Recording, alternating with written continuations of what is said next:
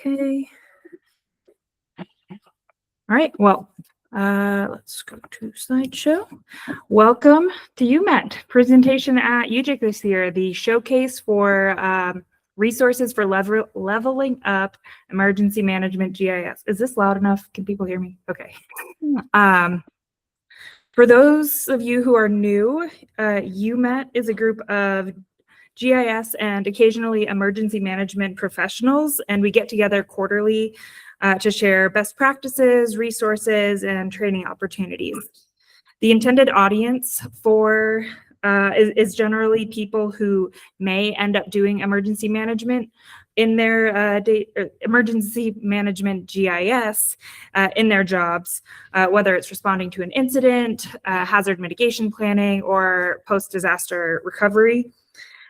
We also want to share what GIS can do to help emergency managers. So like people who may not be familiar with GIS, but work in emergency management, like cities and counties, they have emergency managers.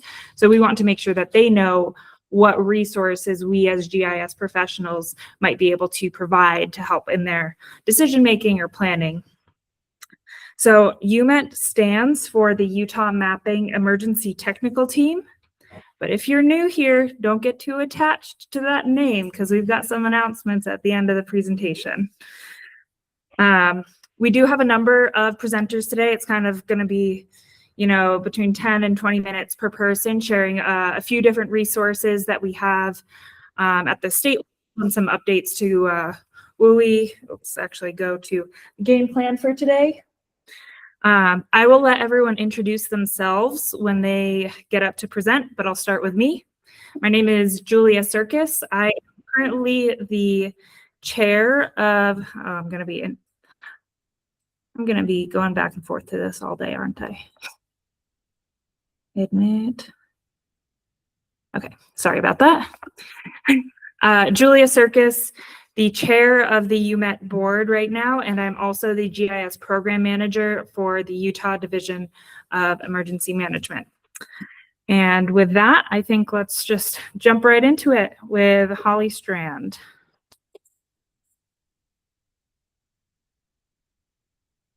Thank you, Julia. Yes.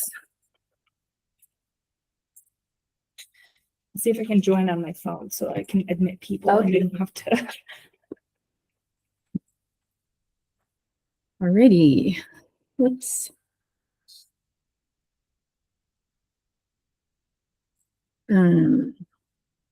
Where is it located on this one? Right. Slideshow. Just slideshow. Here we go. Okay. So good morning. I hope you enjoyed the blackout. I was enjoying the stars last night. They're really bright and very numerous. So I'm going to be talking to you today about a couple of tools that you can use. One is fairly new and another is brand new. These are spatial tools for interpreting flood risk just for Utah. So one of our viewers is for regulatory data, and one is for non-regulatory data that you probably are not used to seeing, even if you've been in the disaster management world. I belong to a Floodplain Mapping group at the Division of Emergency Management, which is part of the Department of Public Safety. We have recently become part of the GIS and hazard mapping group. So now Julia and Devin and Emma is not here today, but we're all in the same group. But we team closely with another group called the National Flood Insurance Program Group, which is headed by Tracy Harrison, the state floodplain manager, and Mackenzie, who is no longer good enough. She is now Mackenzie Rainey. Ranny, is it Rainey or Rainey? Do we know? No. So anyway, it's no longer good enough, but really she is good enough. She's very good. So we get our funding, the floodplain group, we get all of our funding from the NFIP, the National Flood Insurance Program, which is administered by FEMA. So we provide my group provides the mapping. Then the mapping determines who is required, where mandatory insurance requirement for properties with a federally backed mortgage. And then there are regulations that communities who voluntarily join the NFIP must conform to. And then there are mitigation dollars available for those communities as well. So there's many types of flooding in Utah. The only ones that we map are the most, are some of the most damaging ones. It's the riverine, the coastal. Surprisingly enough, we have coastal zones in Utah. It's around Utah Lake and the Great Salt Lake only. And we map some alluvial fans, potential for alluvial fan flooding as well, upon request of communities. And all the rest, flash floods and due to storm drainage, overload, dam failures, canal breaks, groundwater, we cannot do those, or we are not funded to do those. And some of them are very difficult. So this is our bread and butter, the special flood hazard layer, or special flood hazard areas, or SFHAs. And if you're on a map that shows SFHAs, if you're in a blue area, that's where the regulations for the NFIP are in force. If you are living in a community that belongs to the NFIP. So those are areas that experience a 1% probability of having a flood they have a 1% annual chance flood probability. A 1% annual chance flood is the flood you would expect to occur only once in 100 years. It might occur more than that, but you would only expect it to occur probability-wise once in 100 years. So in other words, it's a big flood. It's a very damaging flood. The other zone you see here is the striped one, and that's the floodway. Those are areas that we recommend no development, and that's where the strongest floodwaters flow. And in most cases, well, development is severely restricted there. So there are 3 places to get flood information. FEMA, as this is FEMA data, we produce the data for FEMA. They have viewers that you can use, and these things are old standards. They're not new tools at all. The Map Service Center is where you can find pretty much everything you want from FEMA.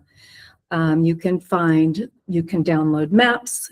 You can get historical data. You can get flood insurance studies from there. It's a good site to know, but you kind of have to know a little bit more about the program to be able to use it. There's so much information and not a lot of hand-holding on it. The FEMA's National Flood Hazard Layer. The second one is an ArcGIS web application, and if you can just type in your address here too, and then find out if you're in a floodplain. So that's a better one for the public. But again, there's not that much explanation of what the actual flood zones, what their significance is. So and another thing is that both of these, I've had trouble over the years accessing them. Every once in a while, they'll just get slow. Or while I was preparing this presentation, the Map Service Center was just unavailable for a few hours. And so, oh well, you know. So this has happened enough that I thought we needed, and especially, and then there's the other layer, which is FEMA. FEMA was out of unfunded for the last few months. Its future It may be different in the future. We don't know. There's a lot of mystery behind it. In fact, right now there's a FEMA Review Council meeting going on where maybe some changes are being proposed. We don't. So anyway, I'll have to catch a recording of that. Anyway, so because of the uncertainty around these and the lack of user-friendly interpretation, I've created a tool called the Utah Flood Atlas, Hazard Atlas. And this is available. I'll show you how to get there.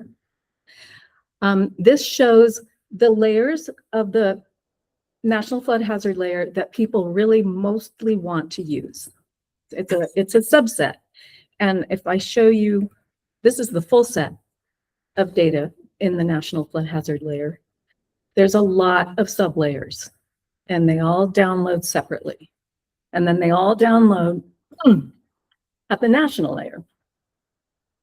The only thing most people just want is the flood hazard zones to see where they are, if they're in or they're out. And sometimes the base flood elevation is helpful too, because that tells you if you're in one of the high risk zones. Sorry.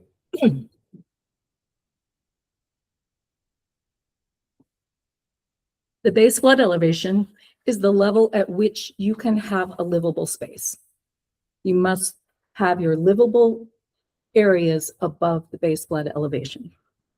So those two are really important. So we have those on here. You can see the colors are those zones, and then the yellow lines are the base flood elevations. And then there's a little click to read about the data down there. I think I need to make that a little bit more obvious. But anyway, that is a PDF you can download that tells you all about the data and what it means for each zone. And the nice thing is this goes directly to Utah. You don't have to zoom in, zoom in, zoom in, zoom in. And also, there's one more thing I like about this. Maybe I'll remember later. And then and it loads up right away.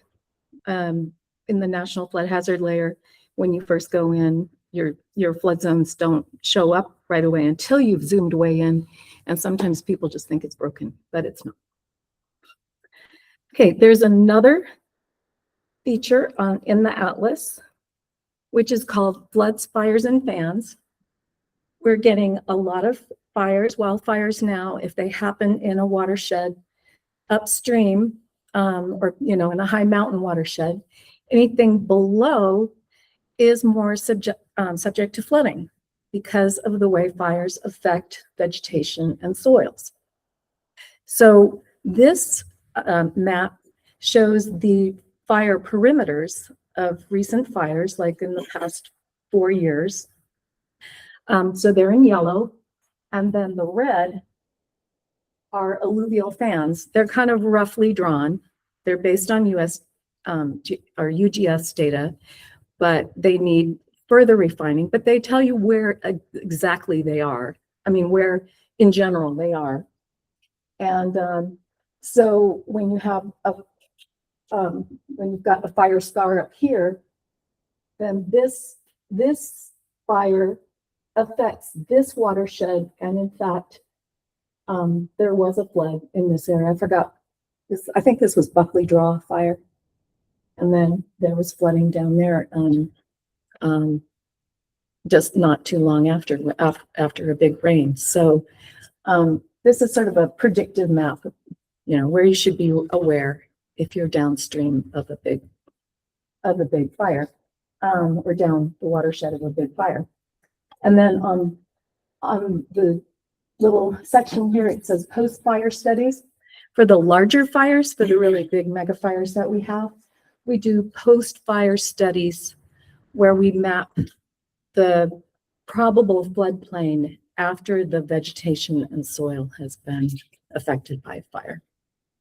So then we map downstream from that in that watershed. And so you can just click on a report or a viewer for that area. Okay, and finally, I want to mention on this atlas, which I hope will be bigger in the future. I've got a lot of plans for it, but this is what we have now. We have where you can download the data. That, remember, this is a select group of sub layers of the national flood hazard layer.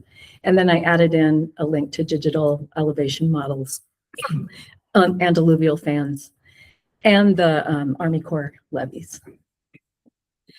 So how do you get there? You go to floodhazards.utah.gov. That's where, for all of your mapping, floodplain mapping and management needs. Up on the ribbon, you can see floodplain mapping, and then just go down to Atlas, or I've got this little button here right now. But that might disappear because I might decide it's not new at some point. And also this information, these most popular parts of the National Flood Hazard Layer are published on the for use on ArcGIS Online or ArcGIS Pro, but you have to know their names. And so I have their names here on the left that you can refer to because we're giving out these presentations, right? At some point. We can, Yeah. Okay. How am I doing? good. You have 7 minutes. 7 minutes. Okay. Quickly. Sorry, mornings are like this. Quickly, I'll go through the non-regulatory flood risk data. That is a very new product that we're, well, the viewer is new. We've been creating non-regulatory data for about 6 years now, but it's really big. It's based on LiDAR. We use LiDAR-based topography to model this flood risk data. And so it's just huge, and we haven't figured out a way to handle it until recently. And now we plan to develop viewers for most every county. The difference between our non-regulatory data and our floodplains, the floodplains are basically that 1% annual chance floodplain.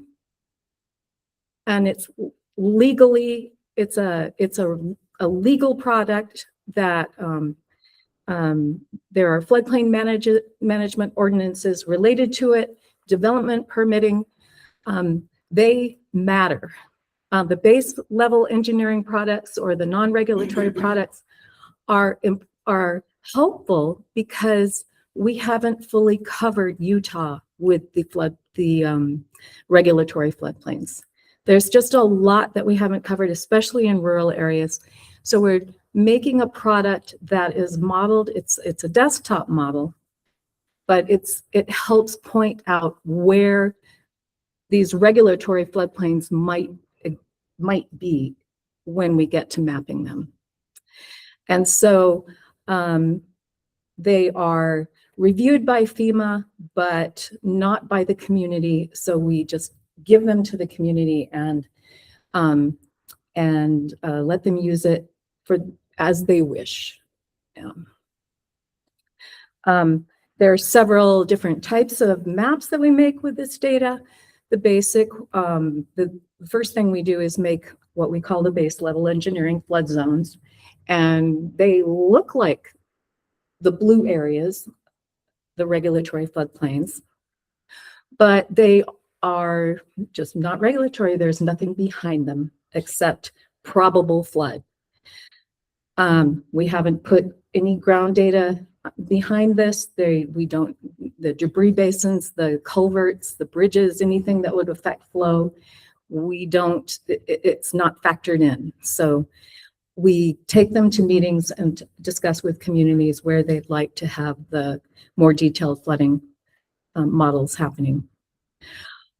Water surface elevation is another map that or another data layer that we produce. And we do it for the various different sizes of floods. And again, we define our sizes by probability. So if you have a 0.02% annual chance flood, that is a huge flood. Corresponds to a 500-year flood. Whereas the larger the number, like a 10% annual chance flood, is something that would happen every 10 years. So it's not a crazy flood. But we can easily map for each of these sizes of floods. So the water surface elevation is just purely the elevation of that water at that size of flood. And then the flood depth is that water surface elevation, the difference between the water surface elevation and the actual elevation of the ground. So you can picture, well, how deep is that water going to be on me when it floods? Another layer that's very useful is the percent 30-year chance flood. We map the probability of that because the average mortgage is 30 years. So when you buy a house, you can think, I have a 1 in 4 chance of having a flood here. So we try to make the probability a little bit more manageable for the average mind, which, yeah, probably is kind of rough sometimes to understand. So this is what a viewer looks like that we're developing viewers right now for Iron County, Daggett, and Tooele. And these should be out this year.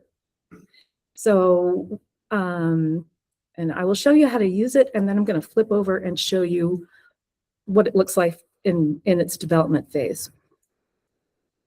So again, go to floodhazards.utah.gov and then go down to active projects, because we're going to keep all of these viewers on their specific project page.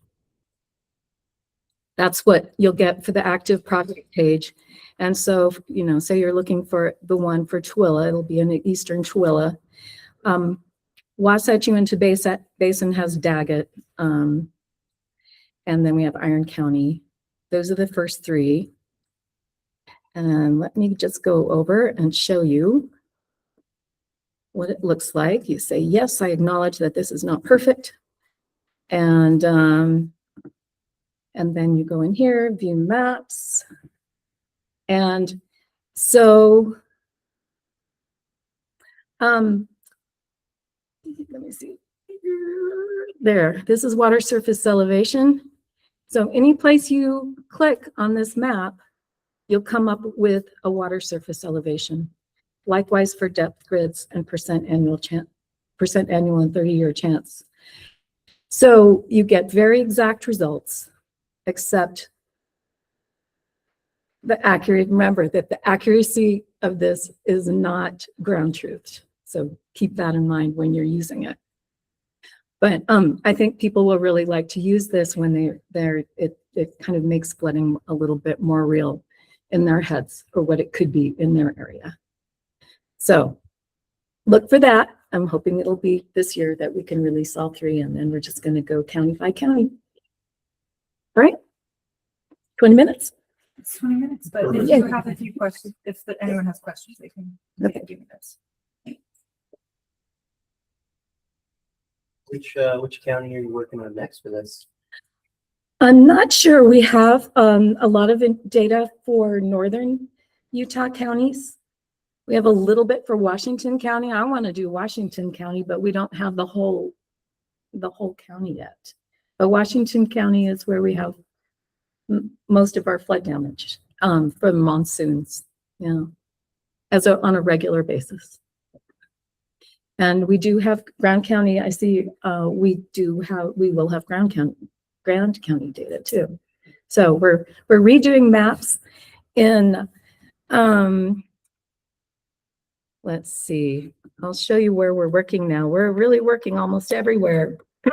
The problem is that these maps take 6 to 10 years to develop. And that is, I wish that wasn't true, but it is. Oh, let's see. Wait. I've got the atlas. Also in the atlas, I didn't show you, but we have a map of all of our projects here. So that's where we're working right now. Yeah. When you say you don't have, are you referring to the underlying data you don't have? Well, we have, there's different types of data that we need to do all this. The first step is we get the LiDAR data for that area and then create the topo, the DEMs off of the LiDAR. And then we can model. There's a lot more data that's involved, but once we get there, the engineers we work with engineers, hydrological engineers. We don't do it ourselves. So we have state coverage, LiDAR coverage of most of the state, if not all right now. But then we have to get money from FEMA. So money is the other contributing factor. And we could not apply for funding this year because FEMA was in limbo. And so we're waiting for a notice for funding opportunity right now. So. And states can do their own mapping, by the way, if they just have to follow this process, a certain process, but they can. I know Logan County does their own floodplain mapping. So it's not like we're the only people who can do it, but we are the only functioning partners of FEMA at this time. Okay. Well, thank you for your attention. So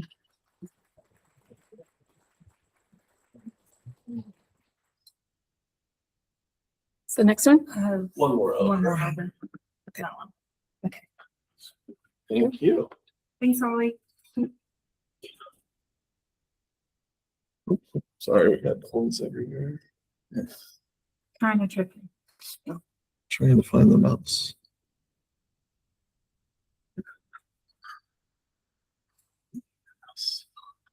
There we go.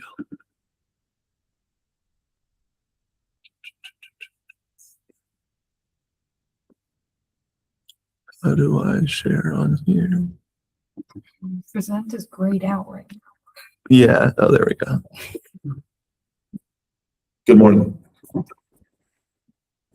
I might have to do notes off of this. That's fine. My name is Brian Bush. I'm the senior GIS analyst at Mill Creek City, and I have spent a lot of time doing local government wildland urban interface over the last year.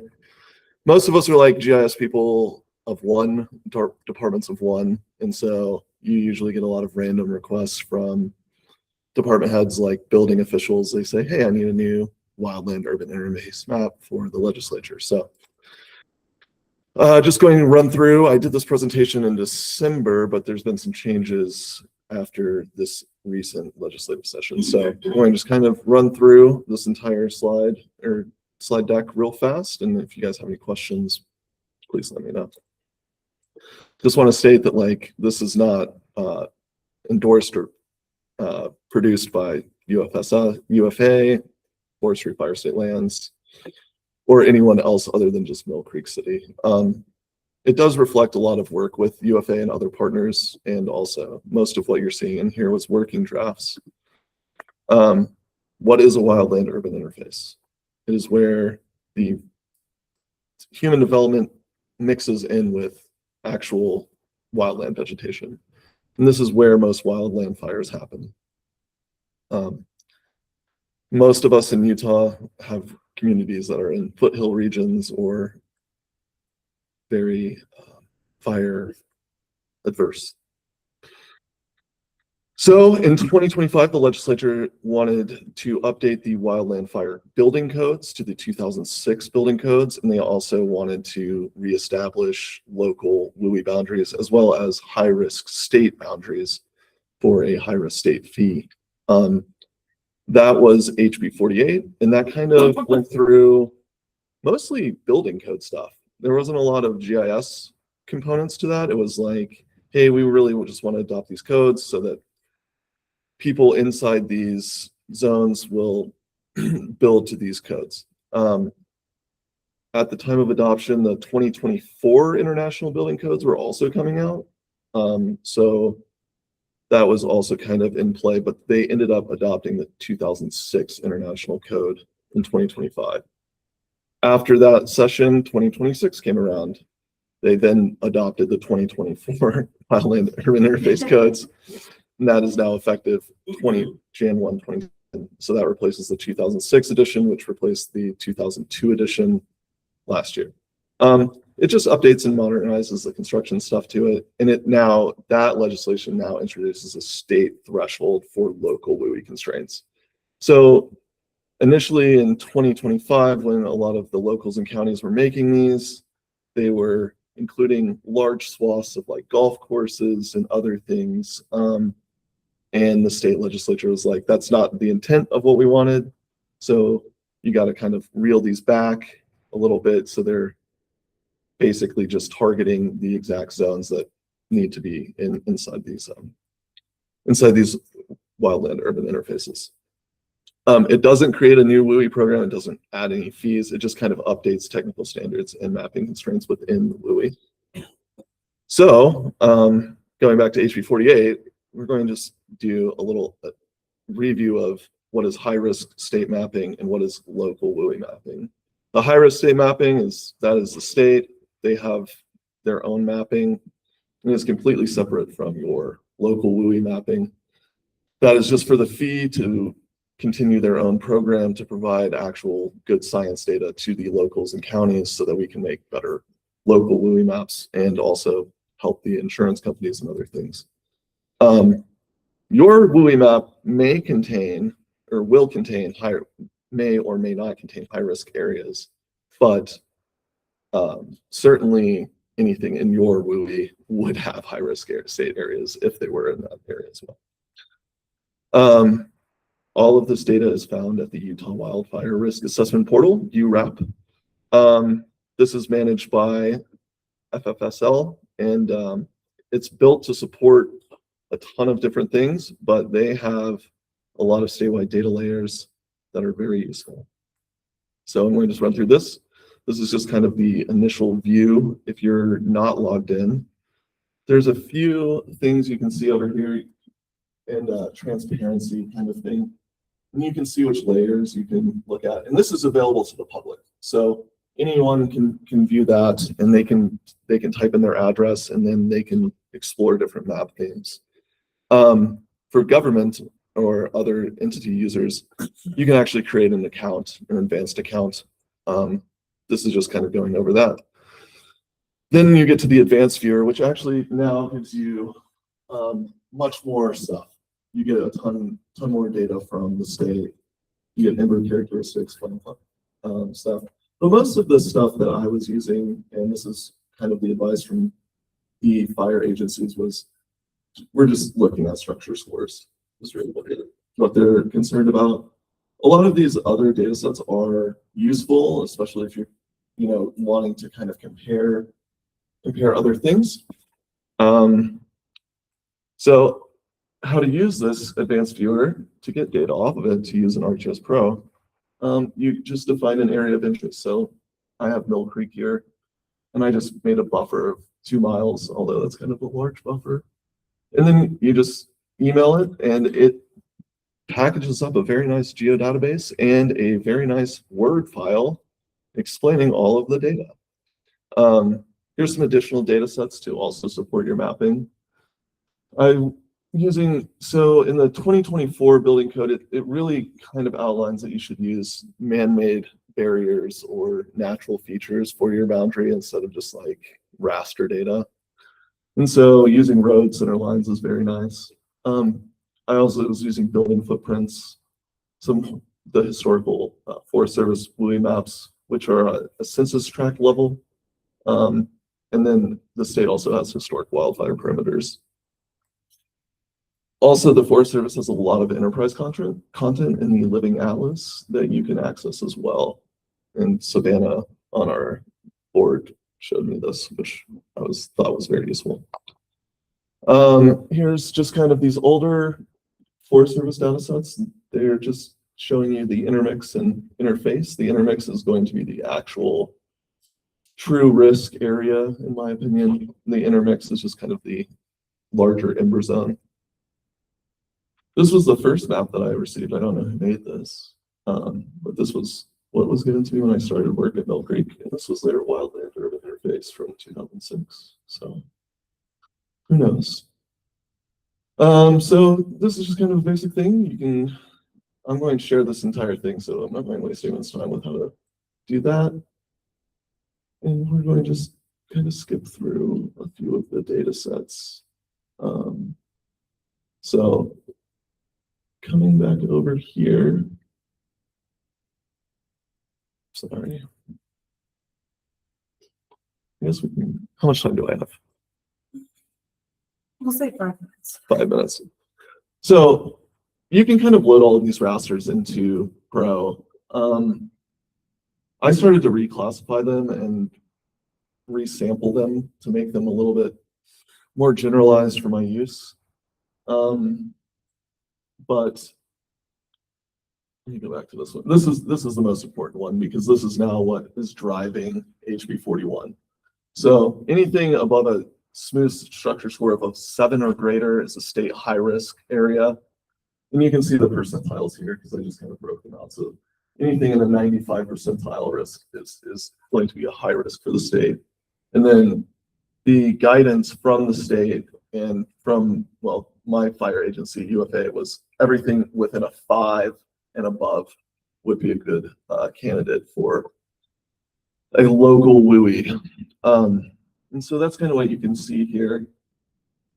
But these things cross neighborhoods and all sorts of other things. So at the end of the day, it's a little bit difficult to just take that and transform it. What I actually ended up doing was using zonal statistics on parcels to get the maximum or majority score of the structure exposure score per parcel. But what I actually ended up doing was using building footprints and using zonal statistics on the building footprints to get the maximum score of the smooth exposure score. I did this before that was available.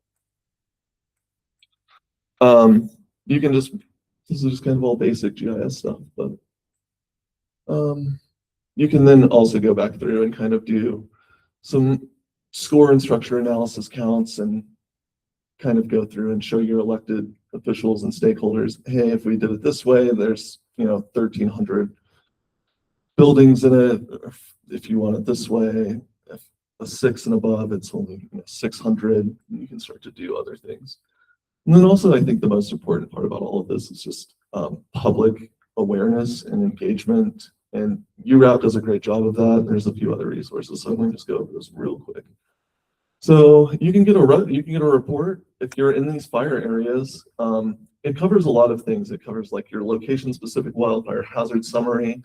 It uses a 45-acre buffer, and then it kind of gives you a color-coded map. And I'll go through kind of some of these things. So this is a printout for Fortuna Park, and it just kind of shows your location and it shows your wildfire hazard potential.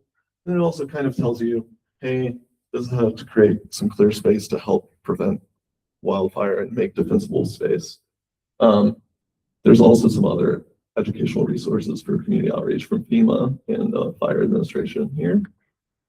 And those are my final tips and takeaways, and I will try to do questions and stay on time. 2 minutes for questions. So I have a question. So what algorithm did you use to make those go around as far as percentages and at what level to go around the parcels that were on that one map so that, you were either in or out or not partially in or out? Yeah, so this is out of the spatial analyst toolkit, and you can essentially take raster data and with vector data, and in this value field it'll say statistic type. It'll have minimum, maximum, majority, mean, and you can just choose whichever one you want. I think maximum would probably be the ideal if you're now having to apply to the state regulation. When I initially made it, I just did majority because I was just wanting a more holistic view, I guess. But this is just a tool inside the spatial analyst reading. Does that make sense? And then I kind of started to use that with center lines, and then started to like refine and go back and forth, etc. Any other questions? I walked in just a little bit late, so sorry if you mentioned this. Is this House bill supposed to help drive policy as far as like if you're in a zone that's 7 and above, so high risk fire, then maybe that'll determine where there's no fireworks allowed or no fire pits or things like that. Because I live in an area where it's high, but in the city code, like that stuff's allowed, which I cannot believe. Is this going to help like determine policy to further fire restriction or no? Okay. So with the local WUI zones, the state legislature is very clear that the insurance companies have to use the data from the URAP portal for homeowners insurance. That is just dead set. So your local WUI boundary is similar to like a fireworks restriction ordinance. It's adopted by ordinance. It's a legally adopted map. And so like, for example, you know, this WUI boundary is only a few, I think it's about 670 homes. Our fireworks restriction covers pretty much our entire city. It goes all the way over to 9th East. It matches Salt Lake City's. So like the fireworks restriction in the city, way larger, but then again, people, you know, the main complaint whenever I had open houses over in this area for all of this was, well, people still shoot off fireworks in our neighborhood. What do we do about that? I'm like, you just call the police. I don't know. Sorry, or because it's come out with talking to local fire departments, because this is, you know, it's like we're in a drought year. Yeah. And so your ordinance as to what was in and out would almost be a living document. How often are they looking at you to update that? Do you know? So we adopt firework restrictions every single year for our city. And then I submit those to UFA. UFA collects the entire county, and then they make an interactive web map. With the Wildland Urban Interface stuff, I am unsure the update frequency to that. I would assume as development happens and more data comes through Utah Forestry Fire State Lands from Landfire and Forsus and other entities, that it'll get, that data set will get updated, and there'll probably be some sort of cycle like biannually or something of that nature, I would think. James, Last question. last question. Did you end up making a polygon layer that you can use to query for applications? Yeah, absolutely. I actually have that on my web, like the city website. These, I actually have two separate well, it's 2 in 1, because we were really trying to notify residents of the state high risk fee and if they were potentially in that. So that was one map, and it was like whatever the instant Esri app lookup app is, super simple to make. And then another one, which was just like, hey, you're going to be adopted into this local WUI. Here's kind of the things, you know, you can type your address in here and it'll explain like what's really changing for you. And realistically, if you're not rebuilding or remodeling your house, nothing's changing for you. And that's kind of the end of the story to that one. All right. Passing over to Devin. Thank you.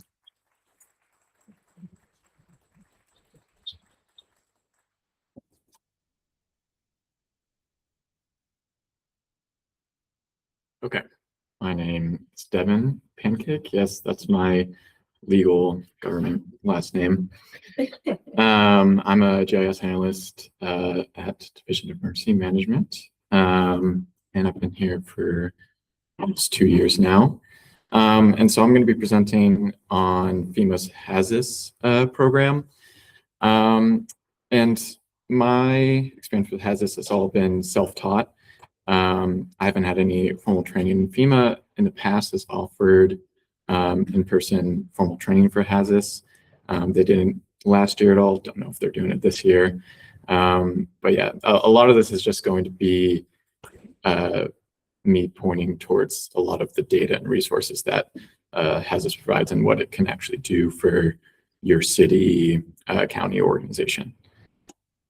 So quick background on HAZUS. It got launched in 1997. It was developed by FEMA and the National Institute of Building Sciences. It was first released and focused on seismic risk estimation, so mostly just earthquakes. And then in 2004, it added flood and wind models. And then just recently, back in 2024, they released a ArcGIS Pro integration. And I think there's also tsunami model as well as flood, wind, earthquake. So kind of a high level, long drawn out sentence of what HAZUS is. It's tools and data estimate physical, economic, social losses by integrating hazard intensity, regional inventory, and then communicating across all phases of emerging and using the results from that. But then it's good to know like what HAZUS is and what it's not. So it's a simulation for community resilience testing, kind of putting in your own data to get localized results. And then it was also made to kind of standardize methodology for hazard mitigation plans and also to help with grant justifications. And then it's a tool to prioritize resources for high-risk infrastructure. And it is a lot of other things outside of those 3 bullet points. But it's not a real-time observation tool. So this is mostly all just for planning and mitigation, and it's all just best guesses using the equations that HAZUS has in it. And then if you have like previous HAZUS runs, it's good to redo them, even if you're just doing the out-of-box HAZUS runs, just because data gets updated and populations grow a lot, especially in Utah. And it's not just a predictive crystal ball. Again, it's kind of best guesses using the data that it has. So as of right now, everything's kind of split between ArcPro and ArcMap. So currently, their version of HAZUS within ArcPro only supports flood and wind models. And you have to submit your own depth grids for flood models versus the flood model within ArcMap will do all the riverine analysis for you and generate its own depth grids within ArcMap. So it features modern ribbon tools, and it's just a lot more simplified geoprocessing compared to the ArcMap version. And so HAZUS 6.1, it's still required to run earthquake until that mitigation is complete. And the other big problem with the newest version of HAZUS is that there's no way to input user data into HAZUS 7.1 versus the ArcMap version. They have an additional add-on tool called CDMS, or the Comprehensive Data Management System. And this is the application that you use to take like county assessor data or any other like local data that you have on you to kind of integrate it and submit it into HAZUS. So, and I've talked to FEMA, and I think they're working on creating a system to get local data into the newest version of HAZUS. And then I'm going to talk about sort of the technical workflows and how HAZUS runs. So this kind of high level image does a good job of you're taking your inventory information and also like census data, you're mixing that with the hazard layer. So in this example, the shaking data from earthquake, those are paired together and then put through sort of the functions and equations that they have, and then the results you get is like economic loss, building damages, shelter needs, and I'll talk about more of these in a second. So the 3 pillars, what's happening in the back end is that inventory. So it's all of this preloaded data that they have, and I'll talk about kind of what that data is made out of for the inventory. And then the hazard data, so intensity layer, depth grids for flooding, or for example, USGS shake map for earthquakes. And then both of those together put through damage functions. So these are mathematically derived curves that estimate. So if water is X inches deep, damage is Y%. And it gets more complicated than that and more technical. And they have a lot of damage functions that they come up with, and there's a lot of it within like their technical manual where they kind of show how they kind of come to these damage functions. And then this is kind of this is for earthquake, so the workflow for that. So yeah, you're taking inventory and then ground motion, ground failure, and those are getting submitted all through these direct physical damage inventory. And I'll kind of go more into that. And then some of the results you get is economic, but then also casualty, shelter needs. And then for earthquake specifically, it'll generate like how much debris you get after, and then if there's any fires following. So yeah, the inventory data. So yeah, vulnerable attributes drive disaster impacts and potential mitigation strategies. So like, for example, unreinforced masonry buildings is a inventory that's kind of focused on within mitigation plans. And these are like, masonry buildings that are built like before 1950 that crumble pretty easily when an earthquake happens. So that inventory data is derived from the U.S. Army Corps of Engineers created this National Structure Inventory.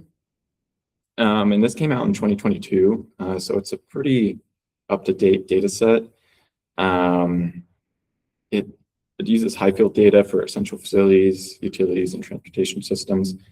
But yeah, it's developed from building footprints with parcel attribution. So there are state-level geo packages available for download. So if you want to access this data, it's a great resource. Here's the QR code if you want it. And I'll show what it looks like here in a second once it's loaded into Pro. But this is like individual addresses with like attributes assigned to each address and building. And here's what it looks like when it's loaded into Pro. So yeah, some of those attributes, it also has sort of census data loaded into it too. But it has value structure, value contents, square footage. I forget how many attributes it's actually contained, but yeah, it's a really good resource. And here's that QR code one last time if anyone's interested. And we'll have these slides posted too. So then that NSI layer is then aggregated into what's called the general building stock. Yeah, so it's required for precision, specifically for flood modeling, and it takes it down to the census block, but then that's further enhanced with diametric mapping, and it clips the census blocks into actual developed areas to reflect where the locations actually exist. And that's what that looks like when you create a layer within the Pro version with that diametric mapping and using the census blocks to get it a little bit more specific. So there's complexity levels to HAZUS. You can get really into the weeds of trying to input as much data as possible to make the most accurate estimations that you can. So the level 1 analysis is just baseline out of the box HAZUS. You're not submitting your own inventory or facilities or anything like that. You're just using what HAZUS provides. And then level 2 is you're combining and submitting your own local data and baseline hazards and damage information. And then level 3 is where it gets really complicated, where you're actually tinkering with some of those damage functions within HAZUS to try to get it as more representative to how like a disaster will play out in your area. So level 2 analysis, I'm not going to go into level 3 just because it gets a lot more complicated. So yeah, you're using local inventory, like counter assessor records, and then you then have to process that as assessor data and get it to match the attributes you have using the comprehensive data management system. And you have to match your local field. So like if your year bill is named that, you have to then get it matched up to the required HAZUS schema that they have. And it's very tedious and a bit manual. You can probably run scripts on the assessor data to try to make it go faster, but it's doing a level 2 can take up to like 6 weeks if you're doing like a whole county. And here's what that comprehensive data management system looks like. So sort of the workflow for earthquake modeling. How am I doing on time? You got 7 Okay. minutes. Yeah. Perfect. So yeah, you'll start by creating a region. So specifically for earthquakes, the smallest it goes down to is just a census tract versus a flood that goes all the way down to a census block. And yeah, once you load your region, it'll automatically populate it with all of its in-house data. And just if you create this region, it's great if you just want to export a lot of the data straight out after you create a region, if you're just looking for the data. And there's ways to, on its page, you can actually download just your state's inventory data too, if you don't want to go through the process of downloading HAZUS. And then you choose a scenario. So for earthquakes, you can choose a deterministic fault, a probabilistic return period. So like the standard one is like a 2,500 year scenario, or you import a USGS shake map. And these are all used to establish shaking intensity and ground failure. And then you run the scenario. You can choose if you're looking just for just buildings, you just want to see that, you can choose that. But when I run it, I choose all the options. And then you generate the results. And I'll show what the results look like in a second. But it gives you quantitative outputs like casualties, debris tonnage, and regional economic disruptions, and a lot more. Flood modeling is very similar. This is in Pro. You create the region. There's a defined study area tool that they made for Pro. You create the scenario by submitting your own raster depth grid, and then you can run the analysis. And they actually, for the Pro version, first you had to use a external export tool, but they just recently made it so you can just export it within Pro. So with flood modeling, it can have a big limitation because HAZUS is a riverine model. It's designed to estimate the losses from depth of flooding. It's not made to estimate losses from high velocity flash floods or complex sheet flow from rapid spring snowmelt. And both these are kinetic forces, and it's so HAZUS doesn't have the damage functions to like estimate those. So the flood modeling might not be as applicable to a place like here, Kanab, or like Grant County. And I'll get into you might have to create your own specific depth grids to make it a little bit more representative, like your area.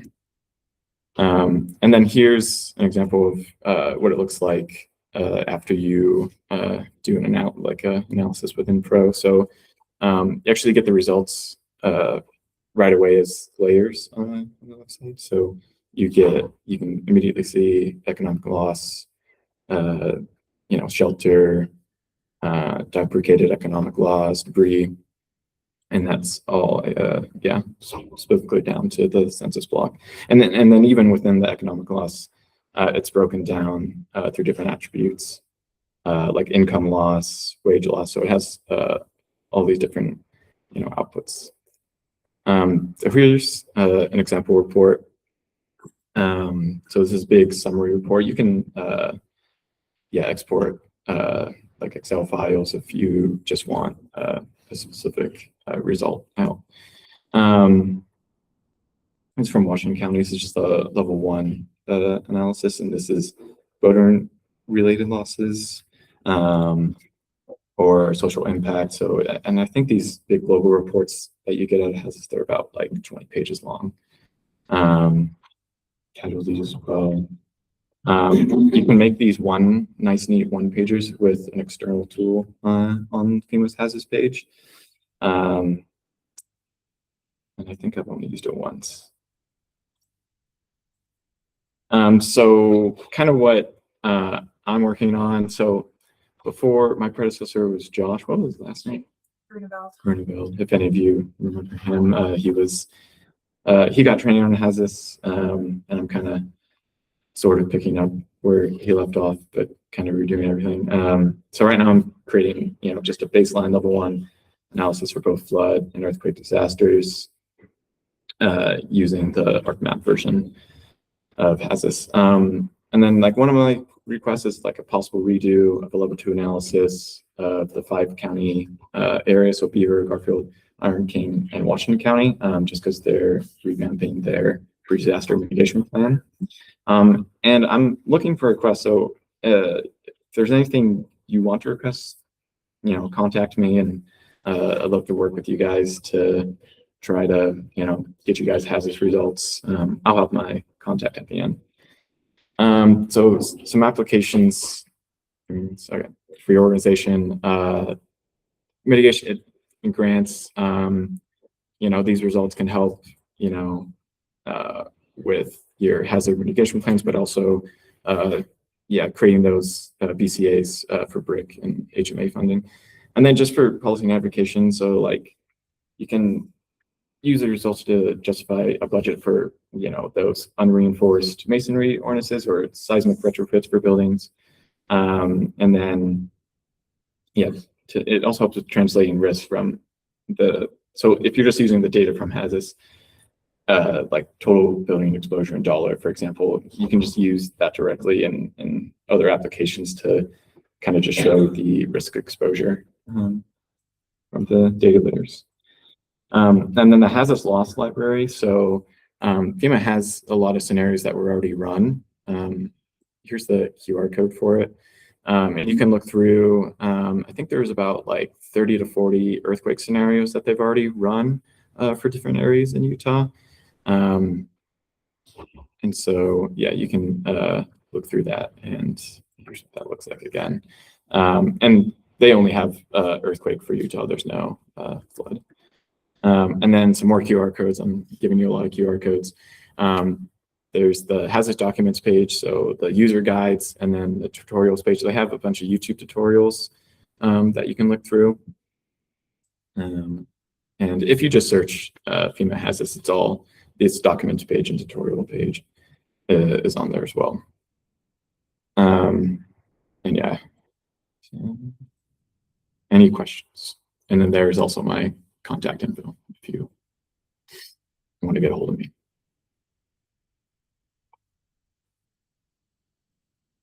How are you applying this modeling that you've done to the real world?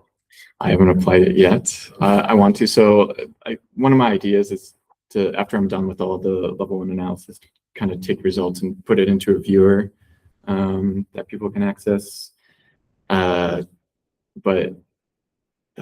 So a lot of the results help like the results that you get from HAZUS, they're used a lot in like the state hazard mitigation plan. And again, it's all just like best guesses. There's that quote where it's like models are all wrong, some are useful. So it's trying its best to try to, tell you what's going to happen in X and Y scenario. So yes. Have you got any thoughts on how to grapple with the issue of HAZUS only modeling flood depths versus the erosion problems in this area? Because I have questions for you. You can, so like, I've been trying to find a solution. So like Esri has a flood simulation tool, and it's a little bit more informative because it's more based off of rainfall and it creates a depth layer out of it. And I've been trying to integrate it without much success, like into HAZUS. But then I think there's some like private organizations that kind of give better models for those kinetic type force floods, or like HEC-RAS, and that gets more into the weeds of doing really specific flood engineering. Because like the depth grids that we have being developed for Tooele, Iron, and I forget what other county, those are being done through like an engineering contractor that we have. So yeah, that is a great question, and that's something I'm trying to figure out. So that national structure inventory we're talking about, Yes. Specifically with respect to URMs. I know Salt Lake Valley, I think, did like a study recently where they were trying to map their URMs. Does that sound familiar? Yes. Is that how accurate, I guess, how accurate is that national structure inventory really? FEMA's told me it's pretty accurate. I actually haven't gone in and tried to test the accuracy. Okay. That's something I also want to do to see. Yeah. And it's pretty up to date 2022. So, but Utah grows a lot, especially on the Wasatch Front. So Well, hopefully the growing shouldn't be an issue, right? yes, We're not looking yeah. at it, But mostly, so it sounds like they pulled that from like assessor data, or how are they getting the information? They if you go, because I remember, because I read through sort of their like methodology of getting all this information, it was a combination of a lot of different data sources that they used to aggregate into one place. If you go to that NSI link or just look up NSI, they kind of talk about like, yeah, how they kind of got all that data. I wish I could remember, but yeah. Sure. Okay. Thanks, Devin.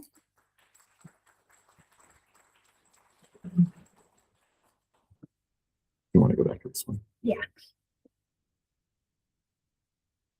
All right. I want everyone to stand up for 10 seconds. Wiggle, stretch out a little bit. It's a long presentation.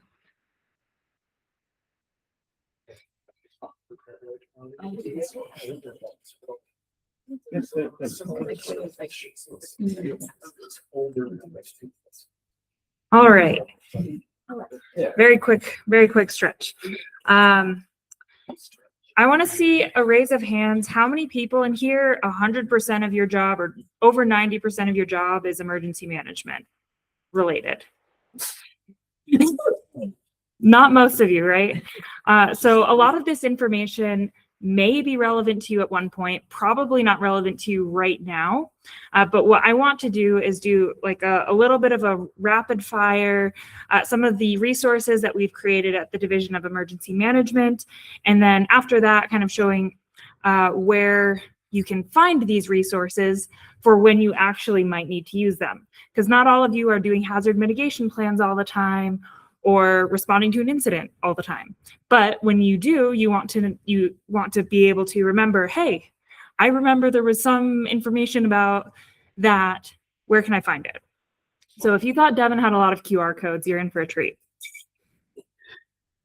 Okay, so I'm going to start just with DEM resources.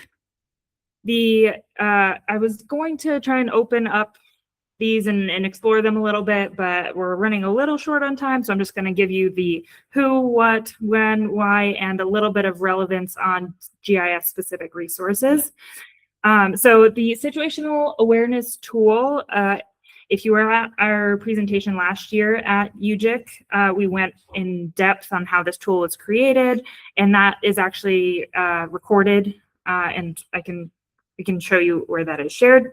But the situational awareness tool is intended for state and local agencies generally, and it includes information on real-time hazard monitoring, and then puts that hazards in the context of a lot of different critical infrastructure data and FEMA community lifelines. So like if there's a tool within the community lifelines infrastructure, you can see the incident on the map and see this many radio towers within 1, 5, and 10 miles of whatever the incident is. So that's one of the tools that we have. And there's also the statewide current incidents briefing. This is a pretty comprehensive tool, and that was a very high level what, but it can be used before or during incidents. And for GIS specifically, the overview, oh, I guess I didn't have that. The overview page here for the dashboard has links to all of the web maps so you can get access to all of the different layers, because everything in this tool is publicly available. And why? Because we had different, like, disparate situational awareness PDFs and documents and maps, and so we wanted to kind of put it all in one place, and that's going to be the theme of these, is one-stop shops for different emergency management things. So that this one gets you to the tool, this one gets you to the overview page. Okay, we have a recovery hub site, less intended for GIS folks, but you might want to share this with your local EMN officials if they don't already have access. There's lots of guides on, like, writing local emergency management declarations, documentation required for FEMA, access to the DEM grant software, then just like specific information about what you need to do post-disaster. Yeah, so especially for funding opportunities and documentation requirements.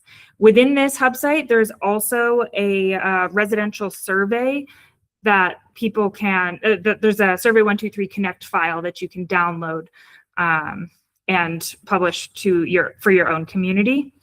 And then there's also a new community survey that is submitted by communities to the state, and I have that.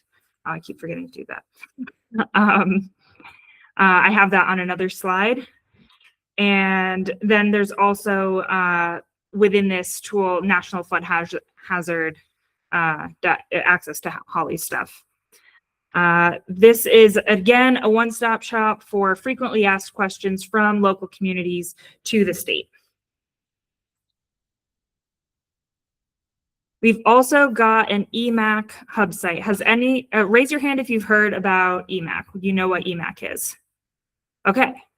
So EMAC is the Emergency Management Assistance Compact, and basically what it is, it's an agreement between states where if a state exceeds their capabilities within a disaster gets really big and they can't, they don't have the resources to fully respond to it, they have agreements with other states, and you can deploy and Utah generally deploys to other states. We don't usually request. So if another state needs help fighting a wildfire, then we say we have firefighters and we send them to these other states. So this website, or this hub site, has information on like how you would get enrolled to be able to be deployed in an EMAC, and whether it's wildfire or an all hazards capacity. This is used a lot more by the firefighting industry right now, but we're trying to really build out our all hazards response page. But there's a ton of information on this website. Damage assessments, that's something that most of you will probably do at some point. This link right here is what I was mentioning before. It is actually the Survey 123 that communities need to submit to the state for damage assessments, and it's more comprehensive. So a total damages for a city or county, damage locations, descriptions, community impact, cost of recovery. So where you might find this useful, like this is what your city manager might be doing, but you can look at the information that they are going to need to submit, and you can see, oh, we have this information, or we can collect this information or create something so that they are more easily able to fill this out when they have to. And also, this is intended to streamline damage reporting to us at DEM, because there's a lot of just like phone calls and emails and spreadsheets, and so this was just streamlining that. Okay, this Hazard Explorer Mitigation site is coming soon. So this link will not work right now, but very soon, like within the next couple of weeks. It is not a tool that we built at DEM, but we contracted out to get it built. But I thought it was really cool, and I think that it would be useful for you guys. So it could be used by a county, a city, a town, or really anyone who's interested in hazards in Utah. It's a visual database of natural hazards, risk assessments, vulnerability analysis, and helps with hazard planning. And especially it's intended for use in updating hazard mitigation plans and applying for hazard mitigation grants. So it's a very comprehensive about page on this site. So if you are interested in getting any of the data directly, there's oodles of information about it. And again, just to help jurisdictions gather data for mainly updating mitigation plans. Okay, so the state EOC has been working on creating task books for different positions if an emergency operations center is activated in EOC. So that means that these are standardized like check boxes that you need to be able to do in order to fill a role in an emergency operations center. And so this one is specific to our Utah State EOC for the GIS position. And it's, so you can't like fill this out and submit it and say, hey, I'm ready to go to the state EOC. It's kind of internal within DEM right now. However, if you take a look at this, you can see what you might need to be able to do if you were to respond to an EOC. So it's a sample, it's an example, but we have just recently finished developing task books for a number of different positions. And we just finished the GIS one. I wanted to make sure you guys had access to it. Okay, Esri also has a number of resources in emergency management, like a lot of solutions, especially in disaster resilience, situational awareness, damage assessments, debris management, and information sharing. I did want to specifically point out the disaster response program. You can Google that, and if you are in an incident, like if you have an incident in your community and you need help fast, Esri has a program where they can help you get licensing and technical support and access to modern workflows and data rapidly. So that's just kind of a heads up.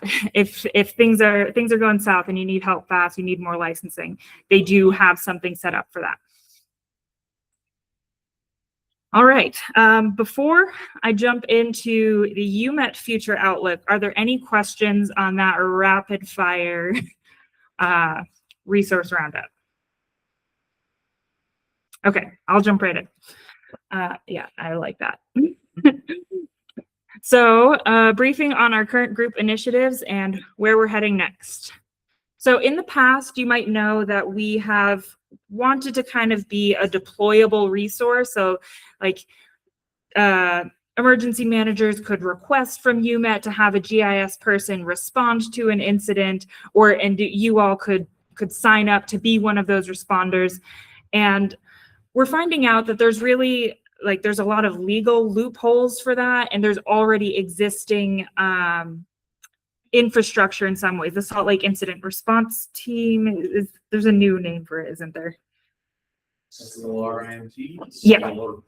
Yeah.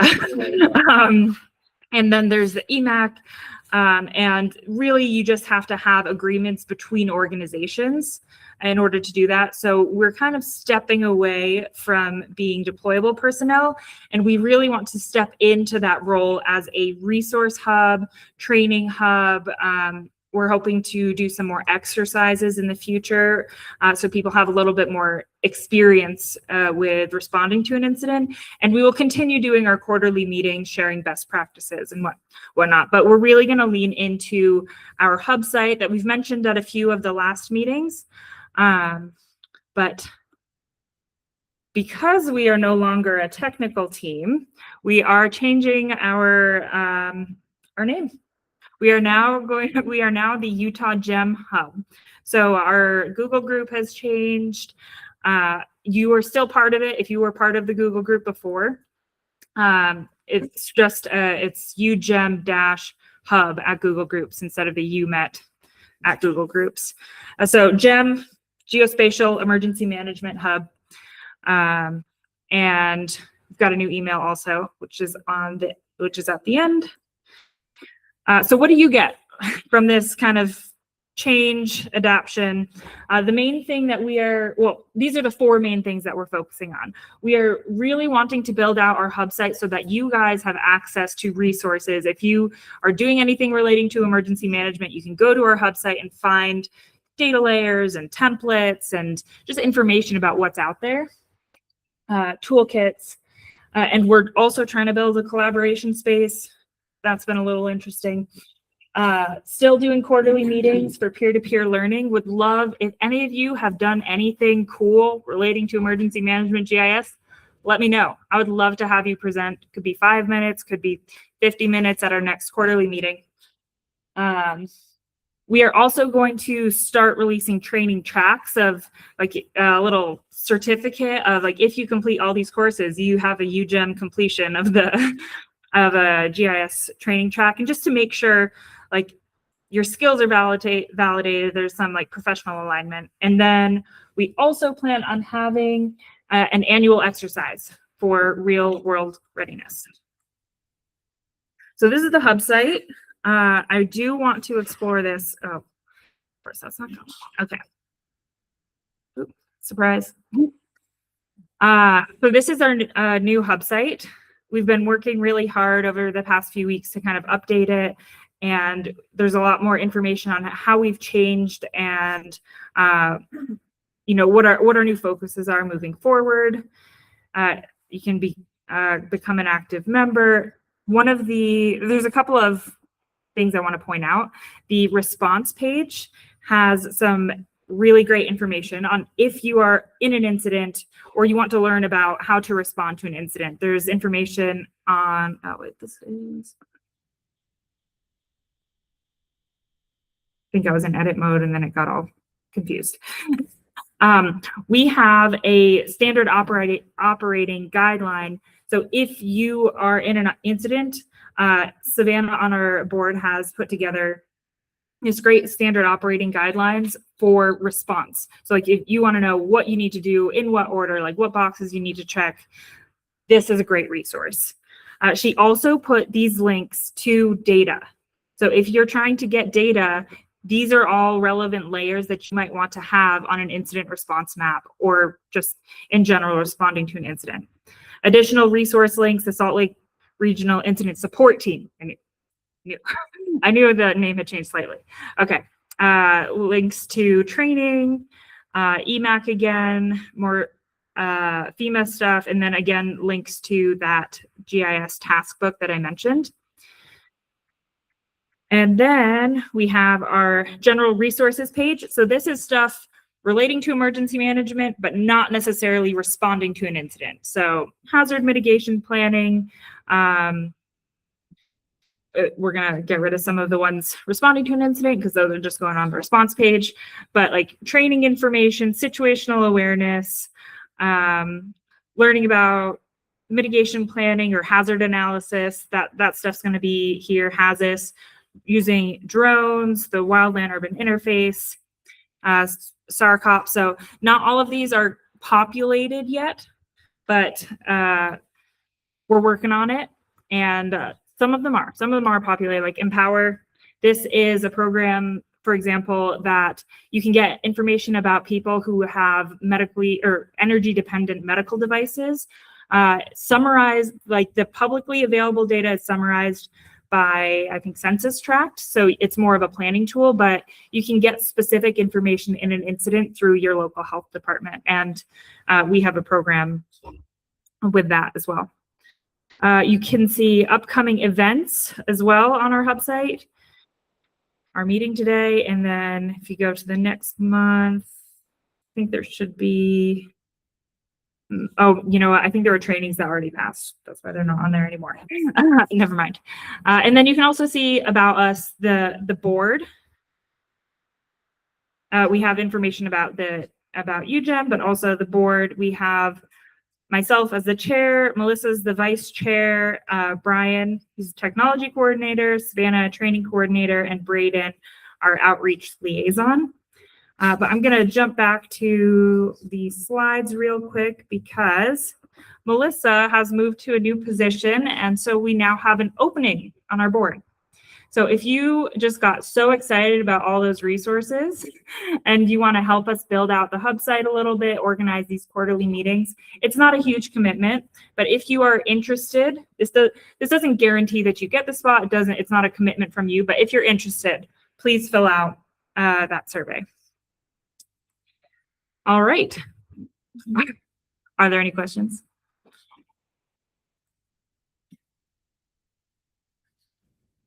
No? Go for it.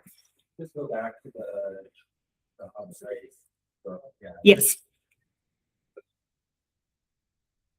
So you had resources for like your community leaders or like the leaders of the municipality after or during events. Mhm. And that was a survey that you had. Is that tied to like the ICS stuff for reporting FEMA, or is that something different? So that survey, the community, It was like, I think for, the recovery hub site. Yes, recovery, yes. So this is for reporting to FEMA and for getting grants. Yes. So with that's the survey, right? No, this is a link to the site, which on it has links to a survey. Oh, okay. I think you might actually be talking about this survey. Oh, sorry, yeah. Which is a community-wide damage assessments survey. So it's not for like residents to submit damage assessments. It's the community submitting total damage. And because FEMA only gives money if you reach certain thresholds and whatnot. So this is for the community to tell us and kind of communicate through us to FEMA about whether they're going to meet that threshold or not. Okay. All right. Any other questions? One problem you have is getting information from like power and utility companies. Do you guys ever facilitate those conversations, or do you know how to tackle that problem? I saw Braden online. Are you, the question was having trouble facilitating, or having trouble getting data from utilities and electrical utilities. Are you available to answer that question? Yeah, I'm on Julia. So is the question like people are trying to get that information, but they're just having a hard time? Yeah. Yes. Okay. I guess if you want, whoever this is, if you want to connect with me, I guess Julia can give you my contact information. I'm pretty plugged in with a lot of the major utilities. So if there's data sets that I have, I'd be willing to share those. But if we don't have those on file, I'm willing to start that conversation with the utility and just let them know what we're going to be using it for. Good. That sounds good. Thank you. And I think we are about at time. So I'll just put our contact information up there. Thank you so much.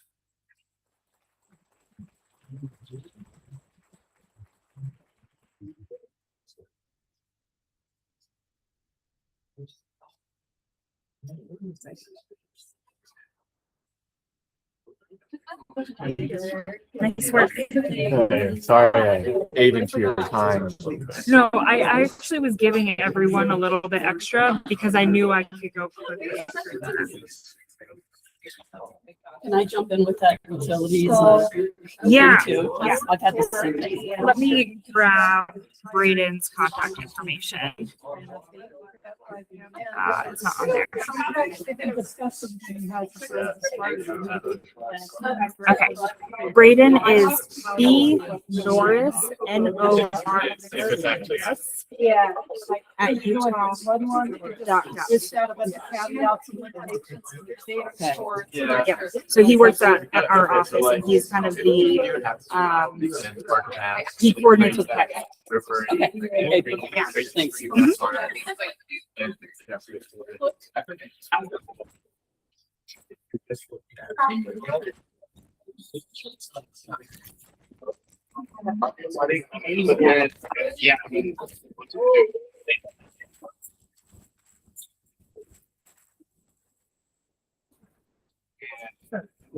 Yeah. Yeah.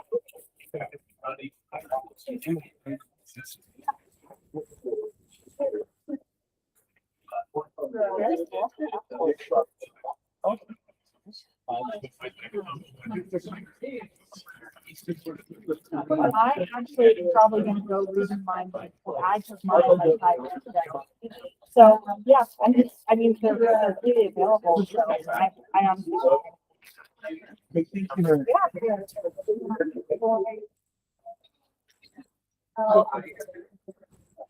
Okay.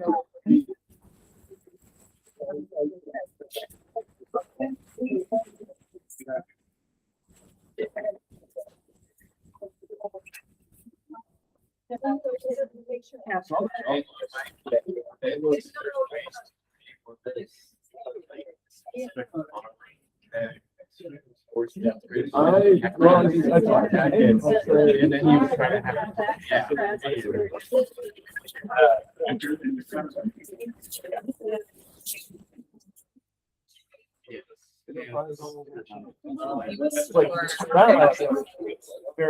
I just walked in there though, because I was looking for some bike stuff and they didn't have it, but I went to Dick's.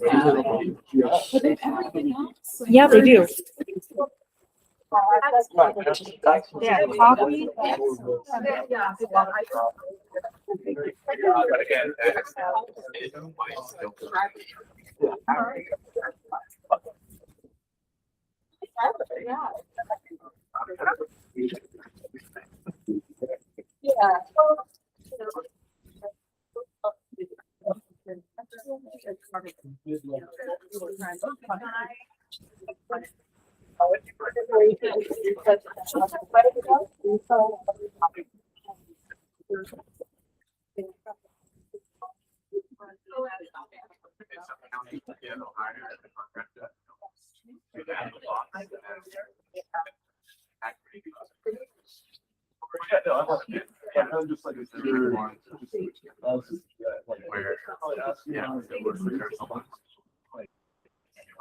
Sorry, I was thinking, but I was like, I mean, that's not like that. Yeah.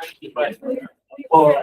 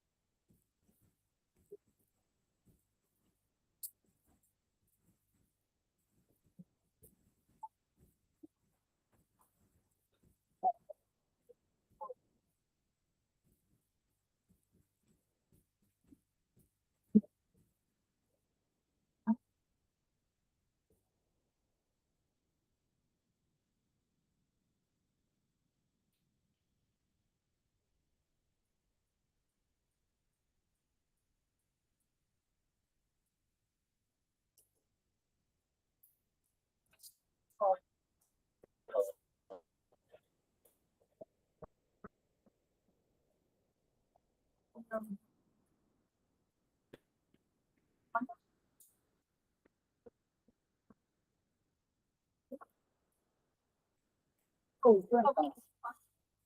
yes.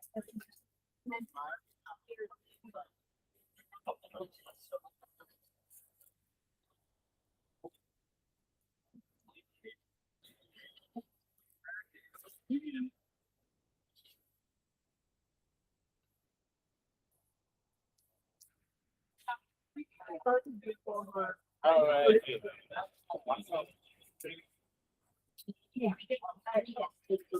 Yeah.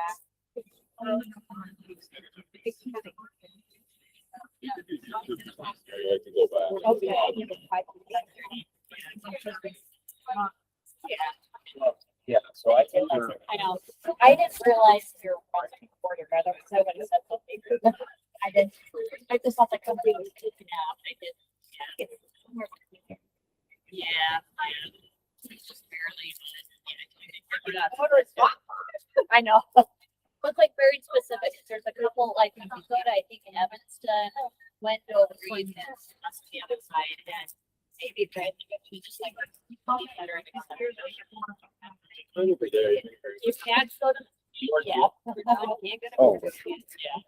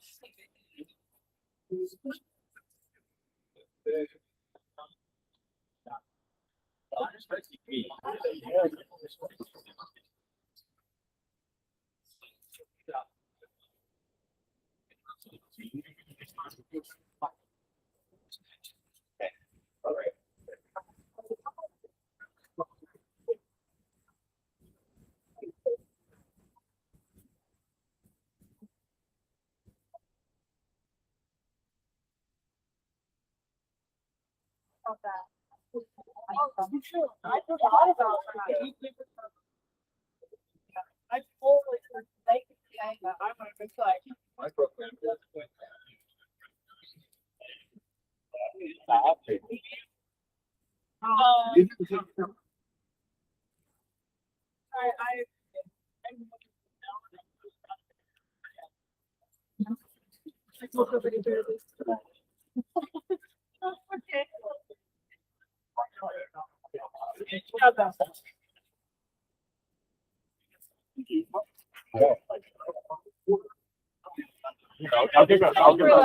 I'll give them a read.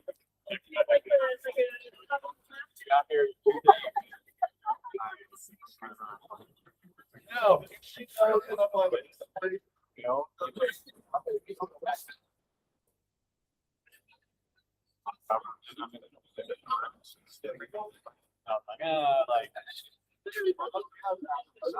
I think I'll be time.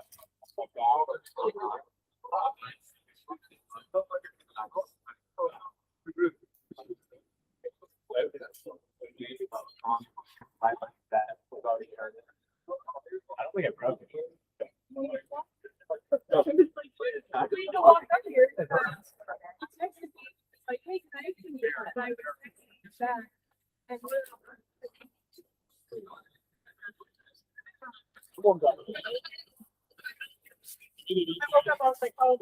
Made it easier to see it.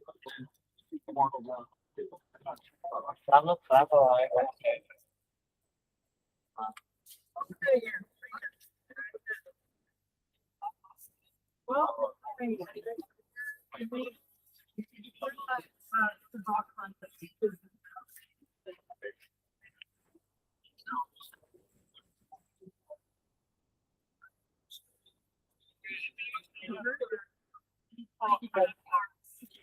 yeah.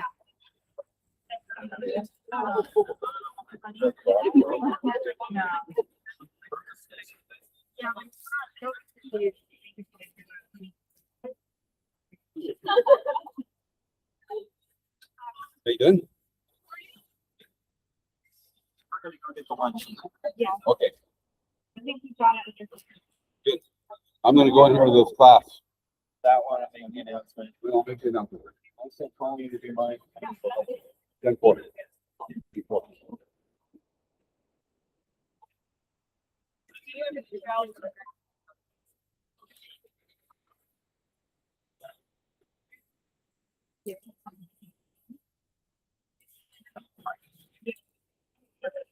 My car is up. Okay. Fine. Yeah, just active on.